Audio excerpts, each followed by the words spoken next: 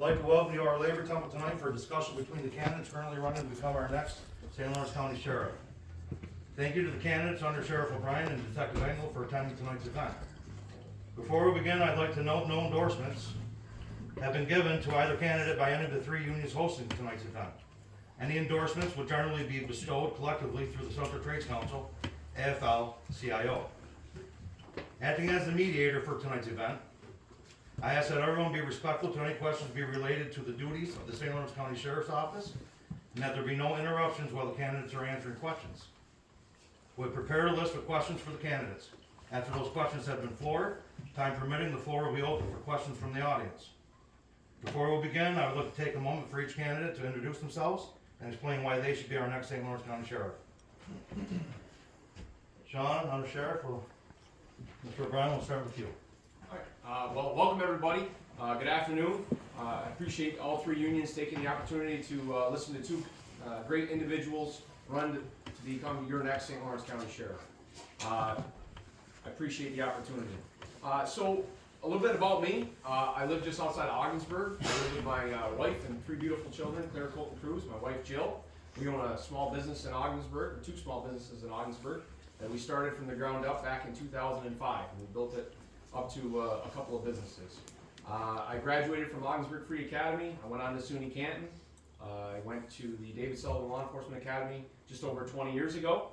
I was hired by Sheriff Gary Jarvis in 2004. I worked on the road as a deputy sheriff, and in 2012 I was assigned to a task force here in Messina, the HSI task force, handling a lot of major crimes and the child exploitation cases and cross-border smuggling and drug trafficking throughout our county.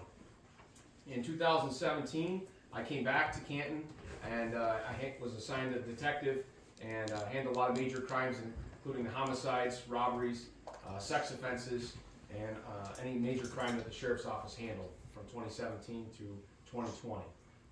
January 1st of 2020, I became the Undersheriff here in St. Lawrence County for Sheriff Bigwharf. As we all know in this room, we've all lived through a lot of change over the last 3 years.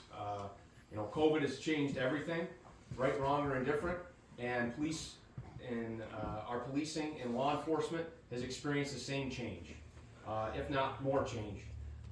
There's been a defund the police movement, there's been police reform, there's been HALT, there's been the MAP program, there's the bail reform, and there's the biggest frustration is our Second Amendment has been under attack. And I gotta be honest with you, when I became undersheriff in January of 2020, I gave the sergeant who was assigned the pistol permits, I said, there's one thing that I asked for the pistol permits. I said, legal, law-abiding citizens need to have the opportunity to write and carry, bear arms.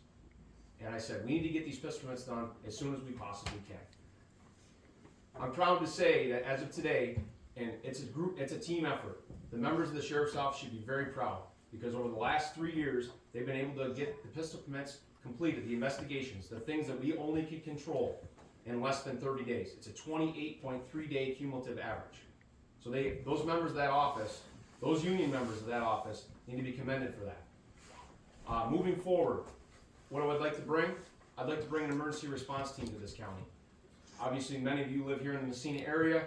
We experienced a swatting incident again this week, and we experienced another couple swatting incidents at schools recently. We need an emergency response team. I have full confidence in the line officers of the village police departments and the city police departments. What we need to do is we need to train them, we need to give them the right tools, because everyone in this room, including their family members, our children, the vulnerable people, our parents, they need to feel safe. And the only way they can feel safe is if we properly train and fund an emergency response team. That needs to get done. I have a track record of getting things done.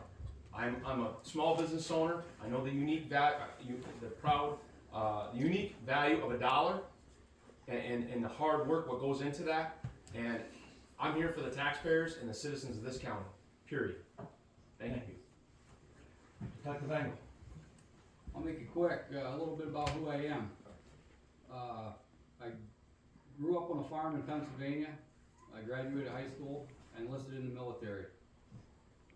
I did a 4-year enlistment in the United States Marine Corps. During that time period, I got married and started my family. at the end of my enlistment, I moved to Pennsylvania. I worked construction for a year, roofing, framing, building Burger Kings and condos. Wasn't the lifestyle I wanted. I was kind of drawn to the North Country, that's where my wife is from, and we moved up here. I worked as a mechanic in a garage for a little while, and I got a job down here at Messina Hospital in the maintenance department. I was there for about 5 years. In 2001, I got hired at the sheriff's office. I've been there ever since. I've had the opportunity while at the sheriff's office to, I was sent to quite a bit of training, tactical training, interviews and interrogations, things like that. I got a list here. I'm not gonna bore you with it. Why am I qualified for the job? Because of that training. If you go to the web page, the Facebook page, it'll lay it out there for you. There's a phone number there too. If you have any questions, you wanna talk about something, give me a call. I'm not afraid to meet you anywhere, anytime.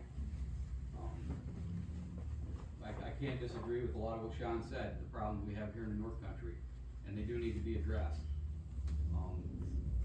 We got a drug problem here, opioids has been here for a while. How do we combat that? You know, you can mull a lot of ideas around, until they,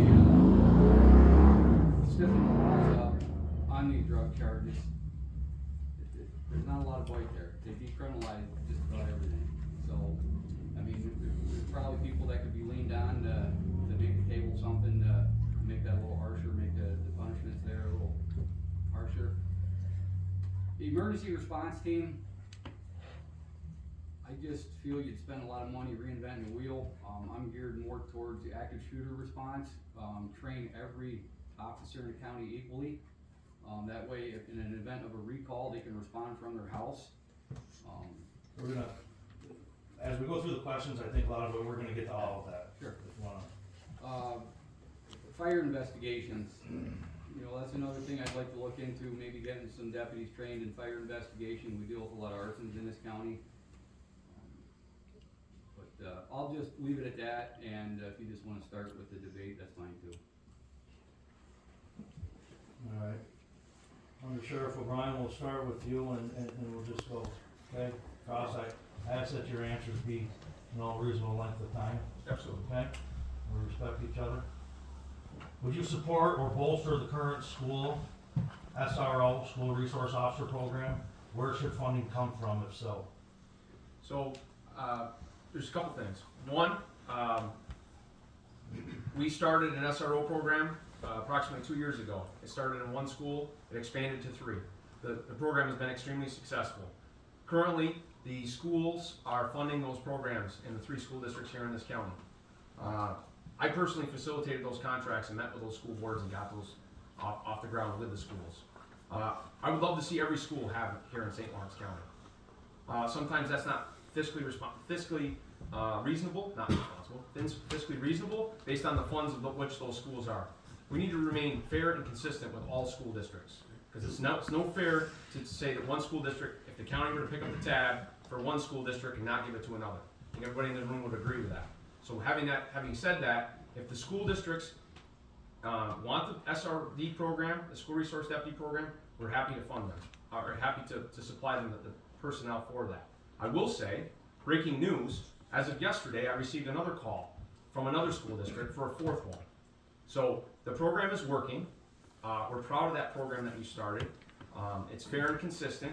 If there is an adjustment that needs to be made, I'd love to see a law enforcement officer in every school, but there's a lot of hurdles that need to be taken care of.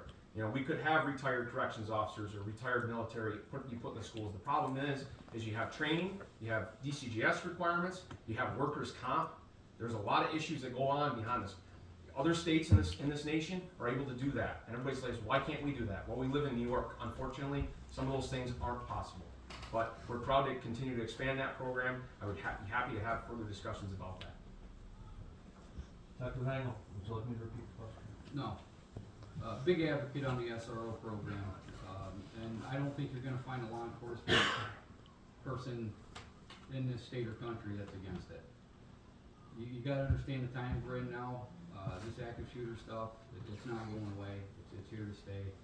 I just like to find a more affordable way to make it happen in every school. Not every school has the same funding as, you know, some of the smaller schools compared to some of the bigger schools. And I think we can both agree that every school it's gonna have to be tailored for every school.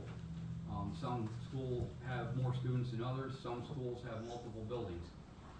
You take Messina and Ogdensburg, your two bigger populated areas in the county, and they have high schools and elementary schools. So, my plan for that is, it's not one person's responsibility to come up with an idea for that problem. I think that you're gonna have county legislators, school superintendents, and law enforcement sit down and have an open discussion about that and explore some options, an affordable way to make that happen. And I don't think that's something that we can push out and wait. I mean, I think this active shooter stuff, if we knew where the next one was gonna be, we could prepare for it and prevent it, but we don't. So it's just a response. Yep. So I think that it needs to be a team effort to sit down and find out what every school can afford, and this needs to happen in the near future. Sean, back to you. What is your vision for combating the opiate crisis facing St. Lawrence County?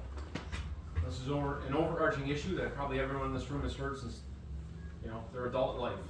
We've got a drug problem. We understand that. I've seen it firsthand, both professionally and personally. I've seen what drugs do to a family. I see that somebody lost their life to a fentanyl overdose, and what kind of harm and pain that causes on a family. With that being said, I certainly want to continue to expand our drug task force. I can say that I'm very proud of our drug task force. I mean, some of the detectives' names that work on the drug task force, their names are ringing in Washington, D.C. and Buffalo, New York, because we have a very proactive drug task force. With that being said, as undersheriff, I wrote a grant, a COPS grant, for an additional drug task force detective. That person was hired just last year. That's an additional position. We've hired 6 people, one of which is a drug task force position. The second one that has a nexus to drugs is a human trafficking position, an over $1 million grant that I facilitated and personally wrote. It's an ongoing problem.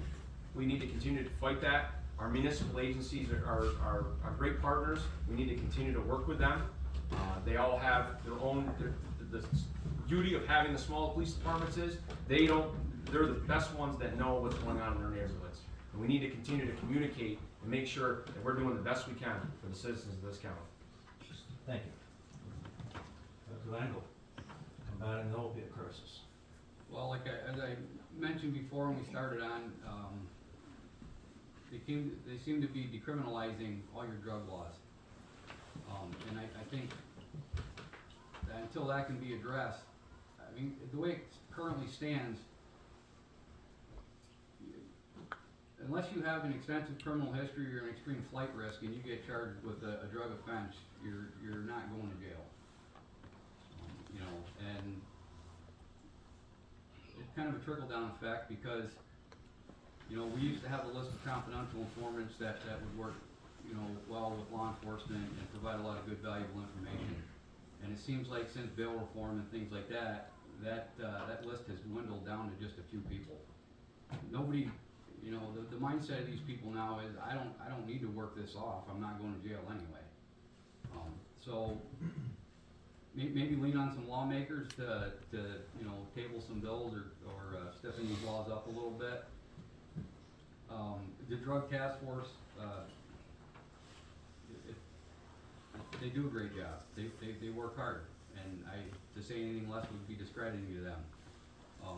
Another thought I was having is maybe have somebody over there on these overdose deaths that could possibly work it back, and maybe to the person that sold this person the drugs. I know the state level, there's no charge, but if it's a heavy enough weight and you can work it to the point where this person could be charged for selling these drugs that are causing these deaths, maybe bump it up to the federal level. But it's a continuing problem, and until there's consequences that are harsh enough, it's going to be a continuing problem. But the best law enforcement can do is just keep doing what they're doing and going out there and trying to get these drugs off the an opportunity just because I'd like to just say something more about drugs, or is that not? No, it's fine. So, there are a couple things. He makes a good point. Need to get, the detectives out there and working these drug cases back. Well, we're proud to say that we have a program called OD mapping. And OD mapping is when a rescue squad member or a police officer or somebody experiences or has somebody in front of them experience an overdose, death, or even if there's unconscious, they can put it into this app. And we are currently tracking it. This just goes back to one important thing, communication.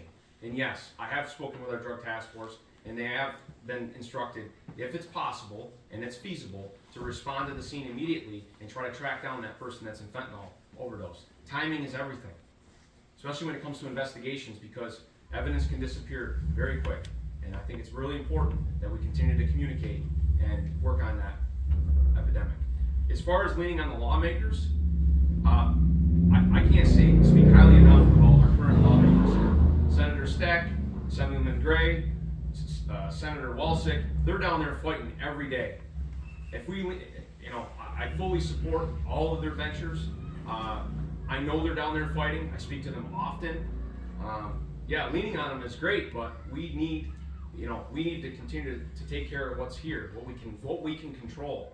And they're fully aware of our frustrations.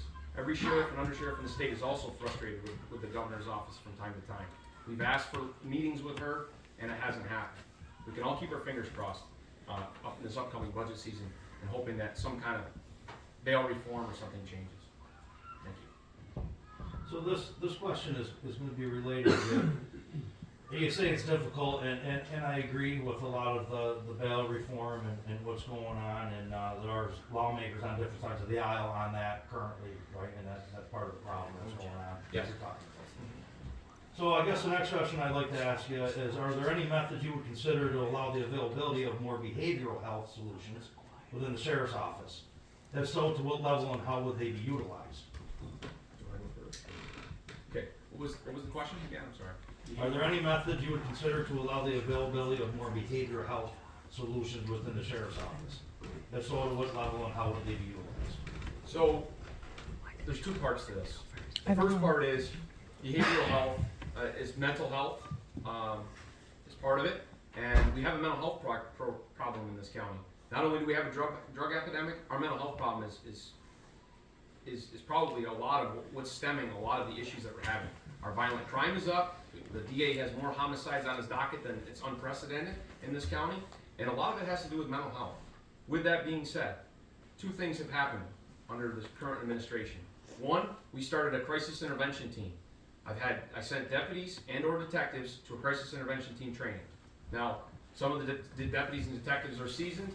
They may not pick up on all the skills that, it's sort of like teaching a new guy or a guy that's been around or a girl that's been around a while, new trends and new ways. I get it. Sometimes there's frustration with that different mindset. Totally get it.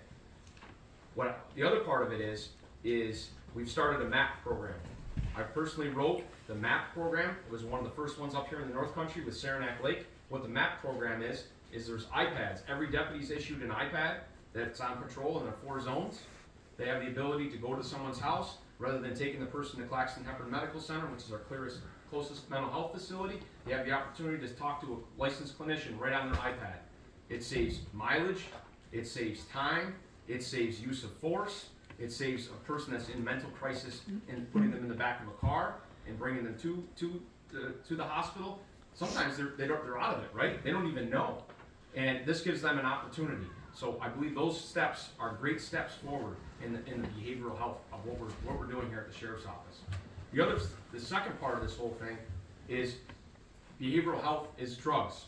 And we have the MAP program in the St. Lawrence County Correctional Facility. I'm proud to say that we're probably one of the flagship correctional facilities in this state. If you do a tally of any of the sheriff's offices in the state, our population on the MAP program is extremely high. Well, we're in a high poverty-stricken, high drug use, poverty-stricken area, right? It's costing us money, but there is a ray of hope. Some of our use of forces, our grievances, our jail problems have actually gone down. So as much as we think that people in jail don't deserve drugs and medical assisted treatment, I don't make the laws. Albany does. We just have to follow them. And when you can follow them to the fullest extent and the most efficiently, that's what the taxpayers deserve. Rick? I'm not gonna disagree with most of what Sean said. We do have a mental health problem up here. Law enforcement, we're not mental health experts. The only thing that I could see on the law enforcement side of the house when it comes to mental health is maybe better train law enforcement in the response to mental health. The tablets, the map, that's a great idea. I firsthand saw it work one time. I was a little skeptical on it at first. Didn't know if it was gonna work, but it was great. It really was. The traditional way of doing it was you had to go out, you had to, have a face-to-face conversation with the person. If they weren't a threat to themselves or someone else, and they didn't wanna go with you willingly, then you couldn't take them unless a pickup order was issued. Pickup orders aren't the easiest thing to get issued, but the tablet, they consulted with the guy for probably 20-30 minutes. I wasn't there, I didn't see exactly what was said, but the guy willingly got in the car and went and got help. But, maybe, some training by mental health professionals and law enforcement to teach them how to better respond. It's probably a thing that we could do. And then again, the MAP program in the facility, when I heard about it, I was on the fence, and then I thought about it for a little bit, and I said, and I handle a lot of the crimes that are committed in the facility, and we had a lot of contraband charges and a lot of assault charges and things like that. And I sat back and thought about it, and I said, one of the biggest reasons that you get these uprisings in the facility is because people are anxious. They're going through withdrawals, they just wanna get their drugs, they're, upset, their mood swings. And I had talked to a few people in the facility since this program has been enacted, and they said it has calmed down. The inmates aren't as anxious as they used to be. They're a little more laid back, not saying that, it solved all the problems, but it did take care of some of them. We don't see the contraband in there as much anymore. They're not trying to smuggle that in. They know they're gonna get their fix. They're not gonna be dope sick. So, yeah, Sean covered it well. Complex problem, sure. Exactly. All right, I'm gonna switch up now, and Rick, you're gonna go first. What do you think about staffing levels within our county jails? Where should they be Staffing levels as far as inmates, or for your corrections? Well, or inmates. Are there too many inmates? Do you need more guards? well, from what I'm hearing from most of the corrections officers, that more manpower would be helpful. A lot of them feel they're overworked. Seems to be a lot of forced overtime over there. And you working in that environment, I can see how that would lower the morale. So increasing employee staff, nursing staff. As far as the inmate population, that fluctuates, but what I've noticed since bail reform and things like that the clientele that you have in the facility is, it's not your guy that failed to pay child support and he's doing 15 days. These people in there now, they deserve to be there. They're, most of them are waiting a prison sentence or already have been sentenced to a year or two in county facility. So I don't think you're gonna have much control over the inmate population, but the amount of correction officers you have staffing it, I think could be increased. I don't wanna say it this way, but you can't really depend on part-timers. They have their life too, I'll just leave it at that. Thank you. Can you repeat the question? Yes, sir. What do you think about staffing levels within our county jails? Where should they be if you're not happy about it? Alright, so, the corrections officers, without question, last summer, they were forced day in, day out.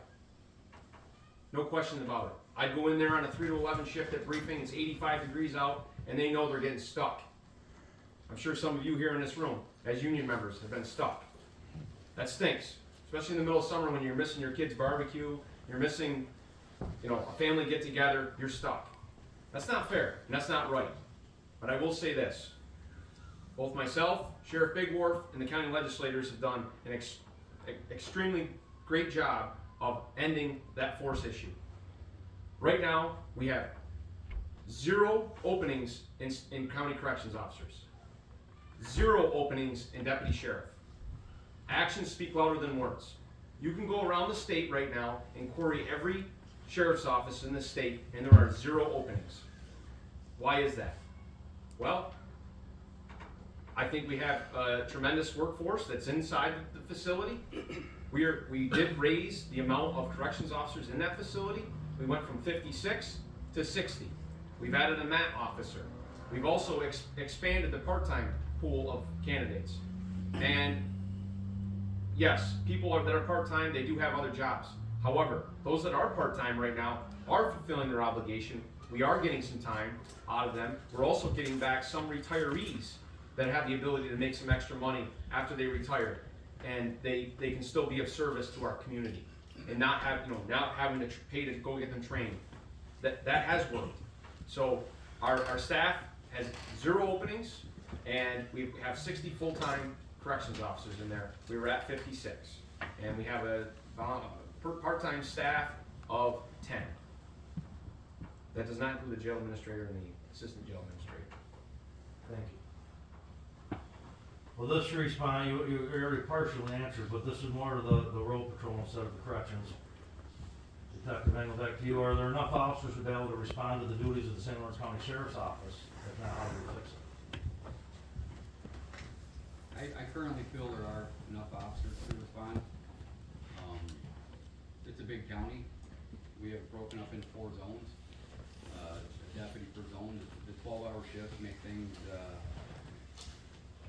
better than what it was when you were on 8-hour shifts, because the staffing, you see, staffing on 8-hour shifts, you had 2 deputies and a sergeant working. When we went to 12s, it seemed to have 2 platoons,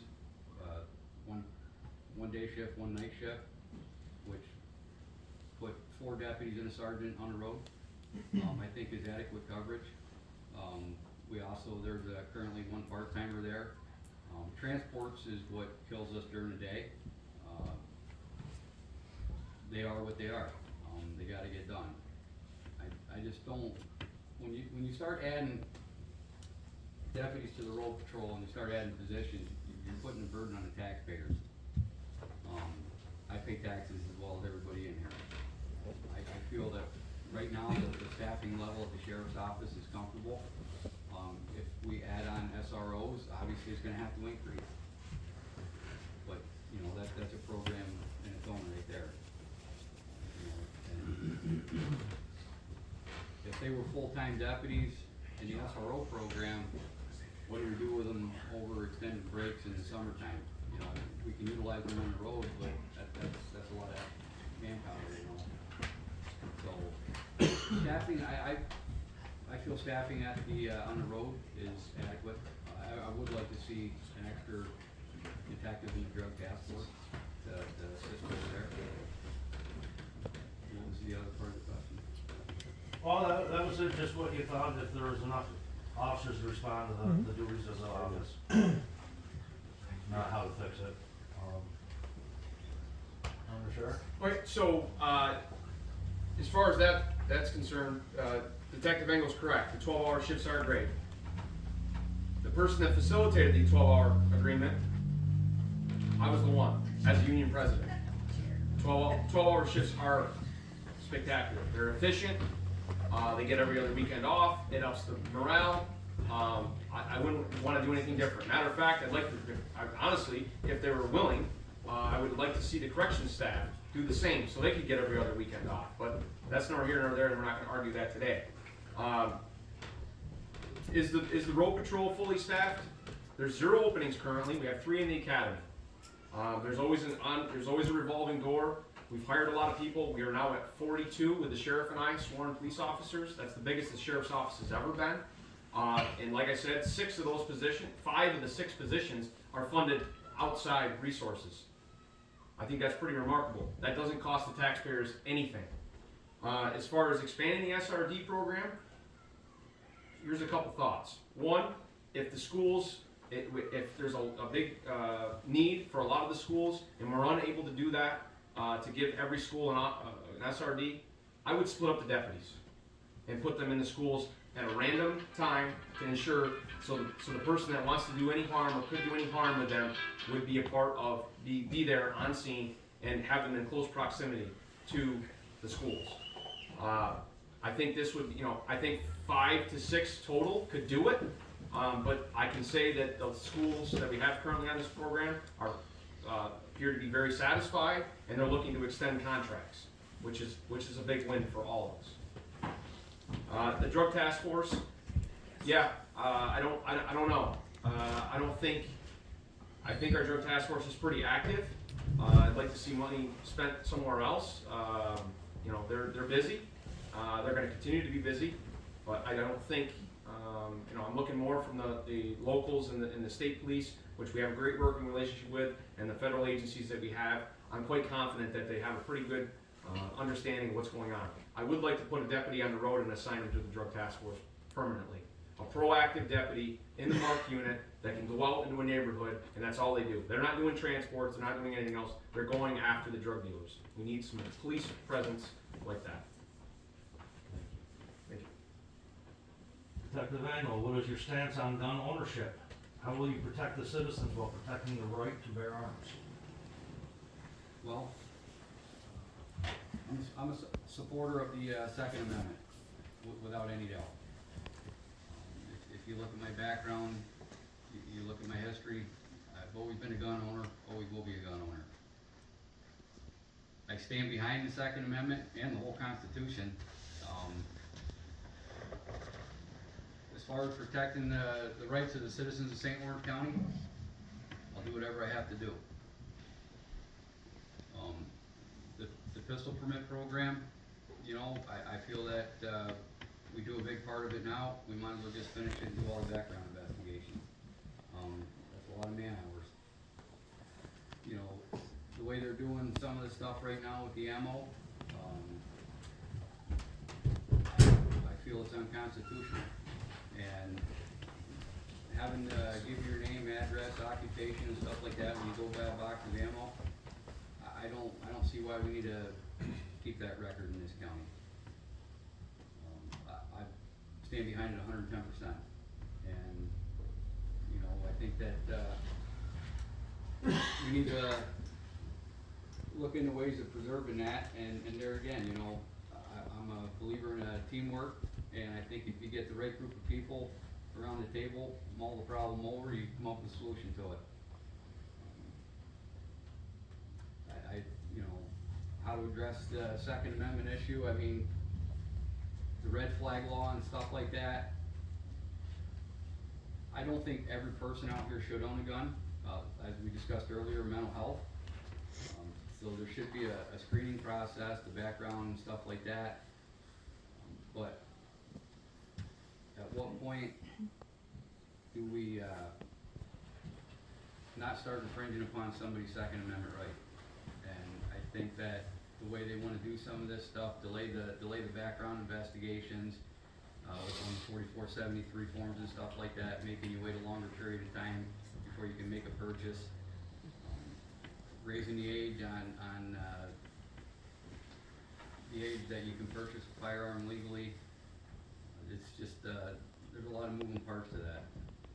And as I said before though, I'll do whatever I have to do to stand behind the people of St. Lawrence County when it comes to the right to bear arms. If that means making it a 2A sanctuary, definitely something that's not off the table.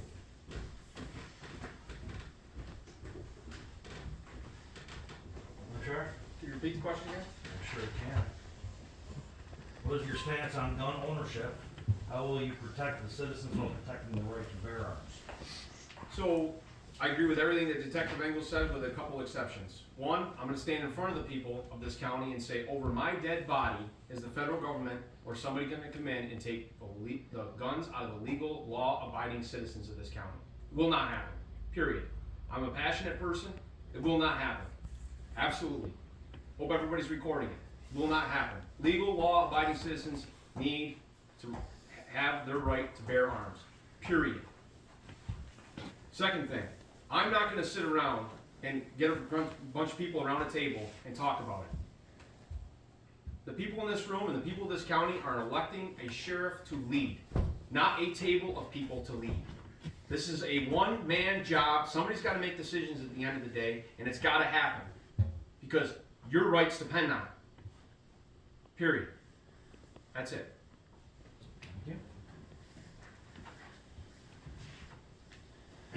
Would you push for any change to or additional officer training? If so, in what areas and how frequent? You touched earlier on, the opiate and stuff like that, officer training, I guess, kind of along those lines. So pushing for additional training, obviously, in active shooter responses and things like that, that's a must. You always wanna up-train in those areas. Maybe instead of in-service training once a year, maybe try to do it 2 or 3 times.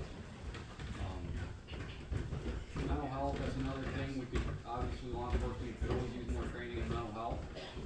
And, how to deal with, mental health calls and, fire investigation, that's another area. I feel that, we should probably increase some training. I would say at least 4 deputies. That would help out a lot of the local volunteer fire departments as well. I've been around talking to some of them, and we don't have a big pool of county fire investigators. And you also gotta take into consideration, a lot of these volunteer departments, this training, they gotta pay for it, they gotta take time off of work, and I feel if the county could provide the deputies to investigate these fires, it would help them out. And, the other part of the question?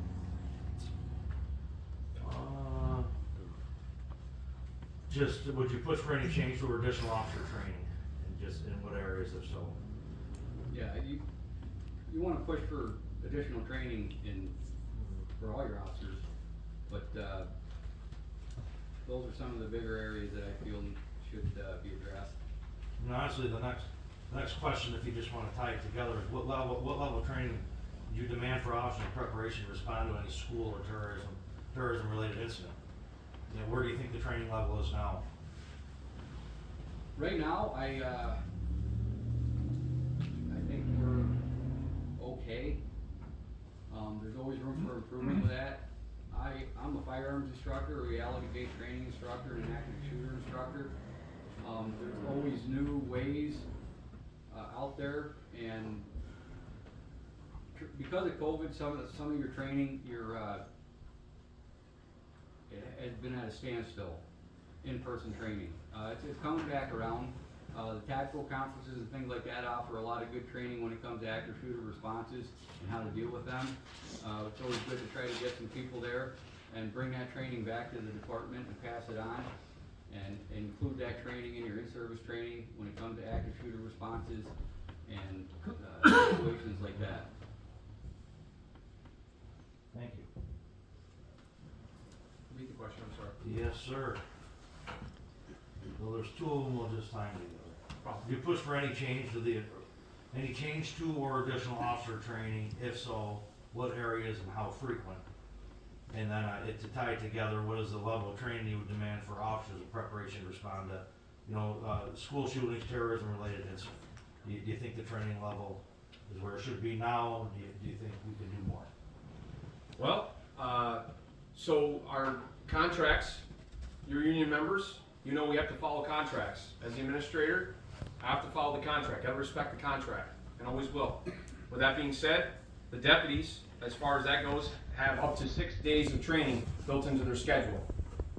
That works out great, that gets them a little extra money in their pocket. We plan it way in advance. Matter of fact, the memo came out in January for the entire year, and we always do it on Tuesdays and Thursdays. It's not interfering on the weekends or anything like that because you guys want to, our members want to spend time with their families. I disagree with Detective Engel having 4 or 5 fire investigators added to the team. I think 1 or 2. Detective Sergeant McCarter does a great job doing the fire investigations, and I think a couple of deputies would grow them, cultivate them, and help the fire departments out, absolutely. But there's one thing that we do need to increase on, and that's electronic crimes. I don't have a cell phone right now on me, or I'd be holding it up, because their future, all of our children go home, and what do? And even we probably catch ourselves doing it. What are we on? We're on our phones, right? We have to do better. We have to do better because our families depend on it. I know from personal experience of not having, our people do great jobs. We lean on the federal government and the state police for federal phone extractions and electronic crimes. But we could do our own, and we need to get that going. We really need to get that program moving forward. As far as the training for active shooters and that, if it's, my opponent says it's okay, well, he's the senior firearms instructor. So I don't like to hear that he says it's okay. Now this man to my left is a trained sniper, a range instructor. I'm not a range instructor and I'm not a sniper, and I never will proclaim to be one. But he's saying the training is okay. Well, I guess I'm going to lean on him to say you need to increase the training for these active shooters and to really get involved, because he's the most senior firearms instructor that we have. I trust him. If we had a hostage incident and my family member was in harm's way and Rick Engel was on the end of the scope, that's the guy I want, without question. But if we need to up our training for firearms, then we're going to address it. Thank you. Okay, so just a few more. Under Sheriff O'Brien, I'll switch back to you now. Okay. What is your experience coordinating law enforcement activities? Well, as far as the police response or union activities, or I can tell you this, I'll do both. So I'm a 3-time union president. I have started the 6 Point Star Invitational Golf Tournament as union president. I've been an executive board member of the State Sheriff's Deputy Sheriff's Association. I've negotiated contracts. With 0% raises for more than 1 year and get reelected after that. You don't do that by accident. You do that by being passionate and working hard for the people that you represent. I switched gears in 2020. Trust me, I've learned a lot. I've got a lot more gray hair. I probably put on a few pounds, but you switch the side of the table. I'm still the same man as I was when I was union president. My values haven't changed. My expectations haven't changed. Nothing's changed, but my roles have changed. And what do I coordinate? I have 130 employees of the sheriff's office that do great work every day. Outstanding work. Our use of force incidents are down. We're coming in under budget. Any activities that may call for emergency response, I'm not necessarily the one that makes the call every time, but we have great road sergeants and Detective Sergeant McCarter that makes the decisions. He runs them by me. I trust my people. You have to trust your people. But at the end of the day, there's been a lot of coordination, and we've had a lot of issues, and I think nobody's been injured and nobody's been killed. Knock on wood. Thank you. Thank you. Detective Engel, your experience of coordinating law enforcement activities? Well, it's not nearly as extensive as Sean's. I haven't had an opportunity to be in some of those positions. I have been the union vice president several times. I've also been involved in negotiating contracts. Coordinating training, that's just not a position I've been in. As a detective or a deputy, that was never my responsibility. So my experience there is limited, but it's something that I'm willing to learn. Okay, we're gonna go back and forth there. Detective Engel, do you consider yourself to have good morals and integrity, and if so, why? Absolutely. Why? It's just the way I live my life. It's just who I am. Simple enough. Thank you. Don't know how else to explain it. Good answer. Yeah, absolutely. recently, I released every file that I had. I actually went over and above what a FOIL request would offer. I actually gave a counseling when I was late to work in 2007. You know, that wasn't required, part of a FOIL request. I gave it anyway. I'm an open book. I have nothing to hide. I have integrity, absolutely. I want to add on that, if you don't mind, John. So, let's just look at this and understand one thing. You spend 20 years in law enforcement, you're going to make a mistake. If you do the job, you're going to make a mistake. We all make mistakes. Now, I've been foiled twice. I've got nothing to hide. You want to criticize me for abusing time, I'm maxed on everything. And I always have been maxed on time. Now, some of the disciplinary things that I faced that were excluded from my FOIL because they were never properly dealt with, I'll tell you what it was. One time I was going a little too fast to an emergency call, a motorcycle accident. Now at that point in my career I've dealt with several motorcycle accidents and they always ended in a fatality or serious physical injury. Knowing I had some ground to make up, I was going a little too fast. I was counseled for that. That's what it was. And the other incident, what it was I work a lot of overtime. I wish they'd include that in the FOIL. Hundreds and hundreds of hours a year. And we had a training day. This is back when, I think when we first went to 12-hour shifts.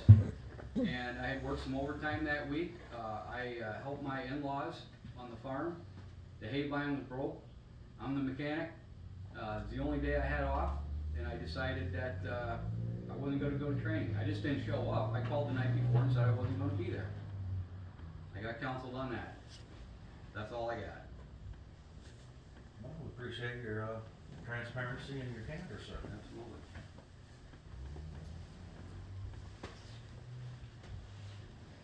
In your words, Sheriff O'Brien, in your words, what does the sheriff do? Sheriff leads the people, protects the people of this county, leads the employees through the highs and lows. And the sheriff needs to protect all the people and the citizens of this county. As I said before, I'll remind Ed Body, as far as the Second Amendment goes. And we need to ensure that there's a proper funded budget from the county legislature. We need to make sure that we come in under budget, we do it efficiently, the best job that we can, and make sure that nobody gets hurt, nobody gets injured within the sheriff's office. They all deserve to go home to their families. They work hard. They put on that uniform every day. They need to be able to go home and enjoy it. Thank you. Dr. Vangle, in your words, what does the sheriff do? I think Sean said it best. He leads the people. You know, he's there to protect and serve. Officer safety is one of the biggest things, and that's his responsibility to make sure nobody gets hurt. On the road and in the correctional facility and even the civil department. We got civil deputies out there going serving papers and processes and doing evictions and stuff like that. You know, that can get hairy at times when you're kicking people out of their house. But I think Sean said it well. I gotta agree with him on that one. Very good. Back to you, Detective. What are your goals for the sheriff's department? And let me maybe help capture that for you. You both seem to be happy. The corrections officers at the jail seem to be more adequate maybe than what they were in years past. It sounds like your deputies, your road patrol is adequate levels. You'd like to see a little bit more, maybe your drug task force or on your fire. So with those levels being adequate, which are big things in the sheriff's office, what are your goals with the department moving forward if you are elected sheriff? Probably, honestly, continue on the path that we're on. I think we're heading in the right direction.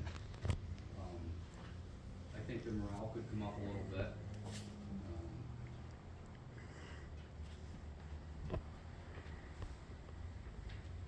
It's hard because I'm sitting right next to my supervisor. Go ahead. You announced for your candidacy for sheriff. Let it go. Understood. So let's. I'm good. I mean, respectful. Go ahead. No problems. Morale definitely needs increasing, and everybody I talk to, it's a style of leadership. And, I'll just leave it there. Okay, thank you, sir.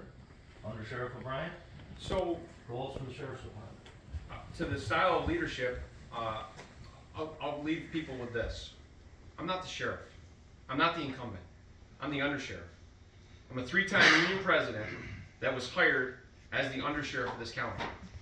I'm loyal, I'm respectful, and I'll do what the boss says. And I think everybody in this room would agree with me. His style of leadership is not the exact same style of leadership that I have. When I do things differently sometimes, absolutely. But that's his business. He was elected to this county. I represent him. I have to do what he says. What do we need to do moving forward with the sheriff's office? The emergency response team is a must. Electronic crimes and electronic phones is a must. We need to continue to try to make the pistol permit process as efficient as we can. We need to support our other law enforcement partners, and we need to continue, and I like his answer, we're headed down the right path. You're right, we are headed down the right path, and I've been the number 2 leading down that path.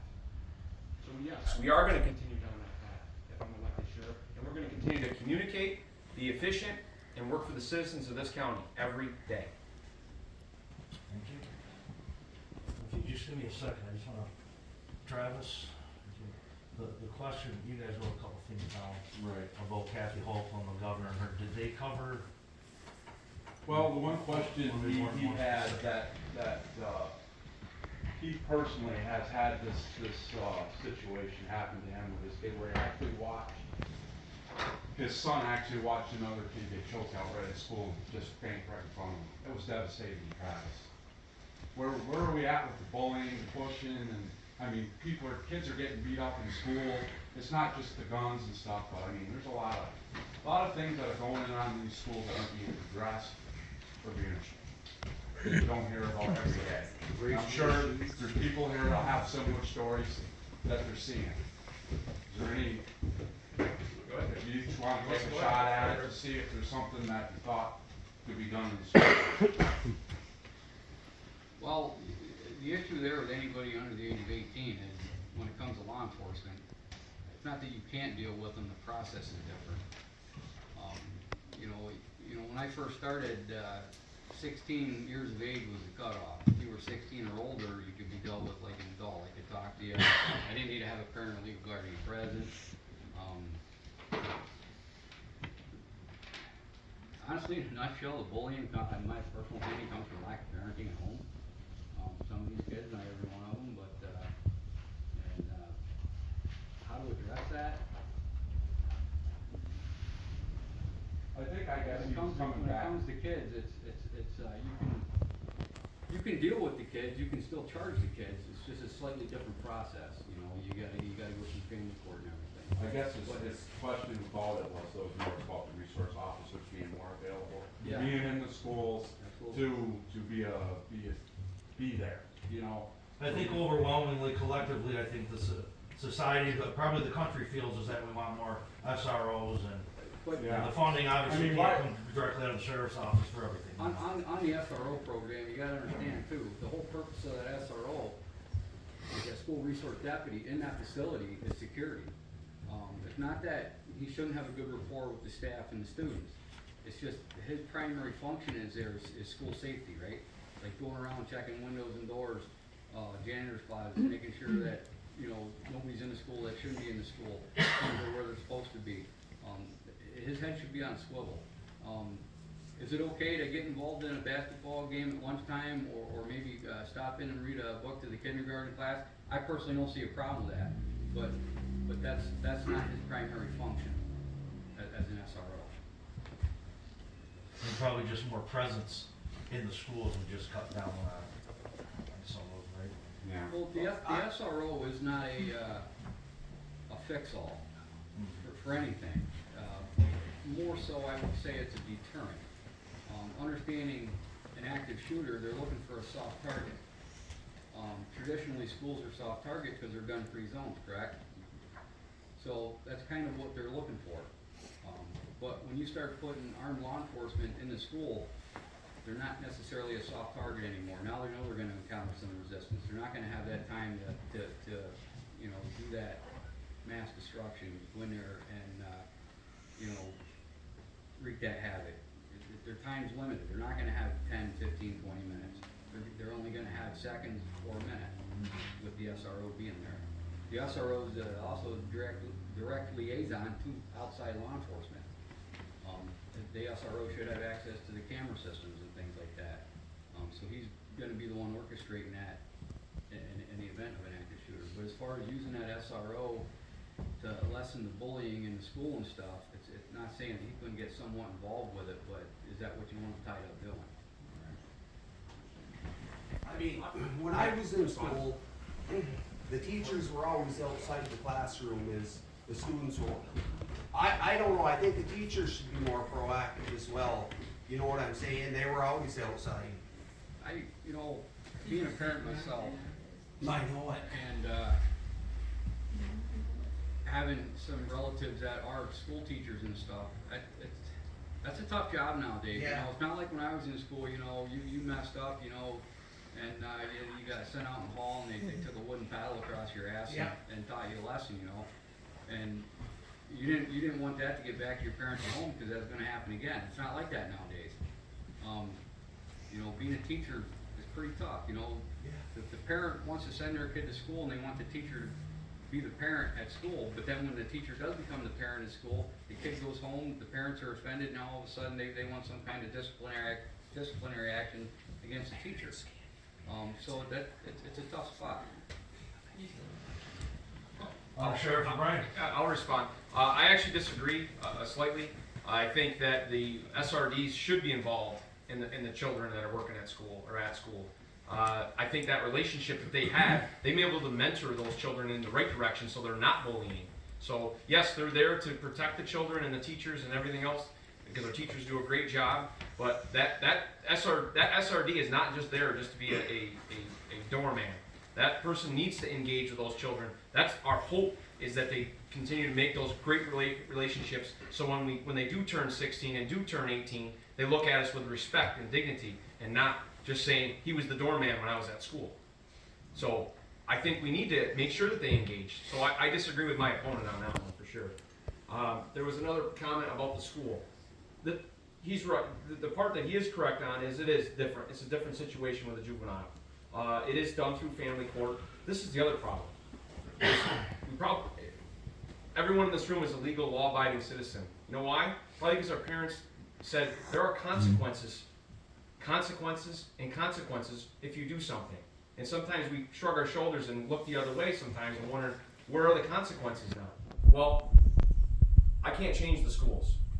The superintendents, the principals, they have the oversight of those school districts. So I can't speak for what happened in this particular incident, of somebody getting choked or not, but we leave it to the schools. I do say that the deputies, they answer to the sheriff, which they should, because they're sworn to take an oath by the sheriff or the undersheriff.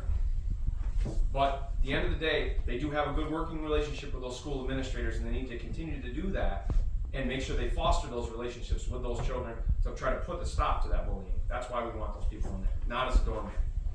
I don't disagree with fostering relationships. I just how much time you want to spend on doing it. All right. If you have a shots fired incident, they need to respond immediately as they've been trained. They're in the school. Well, good answers, gentlemen. It's, you're stretched then, you know. Yeah, There's the world's really, especially in the schools and stuff, and everyone over there, certainly a lot of changes. From administrators, teachers, and to you guys dealing with an instance, there's no doubt. Rob, did you, as far as the gun laws though, Well, actually, I do have one, I have one, because you put it out there, you're over your dead body, as you said, the Second Amendment, right? Mm-hmm. Well, the 16-hour class, 2 hours live shooting for $300. I don't know if you look at it this way, this is how I look at it. That's a deterrent for me going out to get a pistol permit. I didn't have to pay that when I got mine. I didn't either. Derek Joseph, concealed permit. I mean, this is, I feel, by adding all these laws the ammunition, the this, that's just another deterrent. Even though you say over your dead body that they're not taking them away, but they're making it so difficult and so unaffordable for the guy that may not be able to afford to do it, not to be able to do it. Couldn't disagree with you more, or couldn't agree with you more, excuse me. Right. As a sheriff, you are the executive office, right? You enforce the laws. Right. You don't create them. So we gotta keep that in mind. You only can control what you can control. And in St. Lawrence County, I can't control what the DEA does, or excuse me, the ATF does in relation to the requirement of leaving your address and name to buy ammunition. I personally don't agree with it. I personally don't agree that you have to spend that kind of money to take that class. I think, you know how frustrated we are? That class can't even be taught by law enforcement officers. They put that law in there, and DCGS, who's the governing body that gives me my police officer certificate, Detective Engel his police officer certificate, they won't even allow us. That man's a range instructor. He should be able to go out and teach the class without question. And we did do that in the sheriff's office. If everybody goes back and does it, we said, this is an important thing, but it shouldn't cost you $300. This should be a good working relationship with the citizens that we serve. You know, people like in this room that want to meet their local sheriff and their deputy sheriffs, absolutely. As sheriff, I'm hoping they change that law. So Because what- I will facilitate the most robust training program for pistol permits. Because I think not everybody should just walk out of the door with a weapon with no training, right? Some people need training, some, not all, some. And as we move forward, I think in order to be safe and proactive, I think we should do this. I think the sheriff's office, once granted authority to do it, we should go back to where we were in 2020 and do this training program, and not for $300. I agree with you 100%.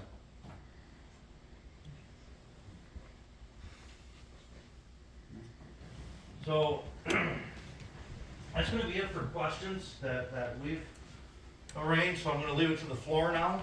Again, I ask that if you have a question, please stand up, state your name, and I want it to be directly related to the sheriff's race for the county. The floor is yours, folks. I got one. Hi, Jason Chilton. The sheriff's department doesn't have a real, when it comes to a picket line, we have some history with that. And Sheriff Jarvis actually brought people, escorted scabs across a picket line. How would you guys, as sheriff, handle a picket line?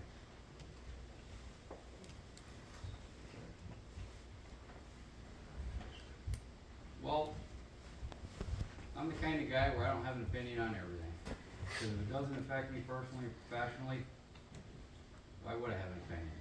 But as far as the picket line and law enforcement, we're there for safety. Make sure people can get where they need to go freely and safely. If that requires escorting certain people to certain places so they can get their job done, I feel that's what we'd have to do. I don't dispute with what he's saying. I honestly would need to research something along those lines. I do recall something, I was brand new at the time when that was going on. It's not something we deal with often. We don't want to have to deal with that as much as you don't want to have to deal with it. I respect labor. I was a 3-time union president. So I have that history of respecting unions, but he's right. We also have to protect the people of this county and maintain order, and that's exactly what we will do. Thank you. More comments, questions, folks? Okay, well, thank you so much, gentlemen. These guys both have 20-plus years of experience. I think you have a wonderful sheriff either way. I thank you for coming down here and answering the questions and being put in the spotlight. I appreciate like the this. opportunity. Absolutely. So I'm gonna give everybody one more opportunity to support labor. We're heading to MMA, Messina Memorial Hospital. The nurses, they're not getting proper pay, they're not getting proper staffing levels. This room's headed there to support them. If you'd like to join us, we'd love to have you. Thank you. Thank you. Thank you guys. Okay.